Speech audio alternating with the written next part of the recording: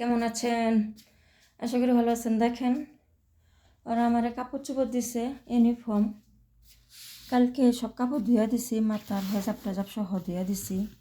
ঠিক আছে, এক সেট আছে, ওই এক সেটটাই পরি না, কারণ হেজাব তাইকা তাইকা ভিজে হেজাব, এই জন্য। এই যে প্রবাসীর ইউনিফর্ম পরতে হয়, ঠিক আছে?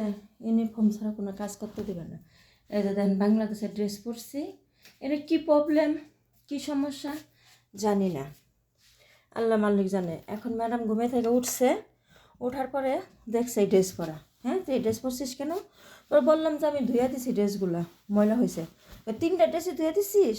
আমি বলছি 3টা ধুই নাই, এক সিট আছে, কিন্তু এক সিটটাই হয়েছে এখন মাথা হেজাবটা ভিজে। এখন কীভাবে আমি পরবো বলেন, আপনারাই বলেন যে কেমন লাগে।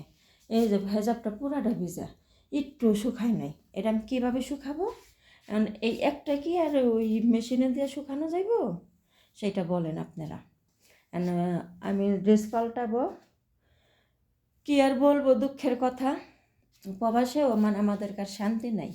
মানে এই যে কি সুন্দর সেফটি ব্যান্ড মারছি, চুল টুল বের হবে না, কোনো কিছু বের হবে না, দেখা যাবে না। তারপরে মনে করেন যে পরতে দিবে না, ঠিক আছে? এখন এই ভিজে হেজাবটা আমার পরতে হবে, যে ভিজে গেছে এই হেজাবে আমার পরতে হবে, ঠিক আছে? কারণ ধুয়ে দিছি তো, কারণ রাত্রে ধুয়ে দিছি, শুকাই নাই, এনের এই পরমু। আপনারা দেখতে থাকেন, পাশে থাকেন। পরছি দেখেন, সৌদের ইউনিফর্ম পরছি। এই যে এটা যে পরছি, এ কিন্তু আরাম নাই। আমাদের বাংলাদেশের কাপড়ের জন্য আরাম আছে, এরকম এই কাপড়ের কোনো আরাম নাই, ঠিক আছে? কিন্তু এগুলো পরেই ডিউটি করতে হবে, বুঝেন নাই? এই তো ফোন দেওয়া দিছে,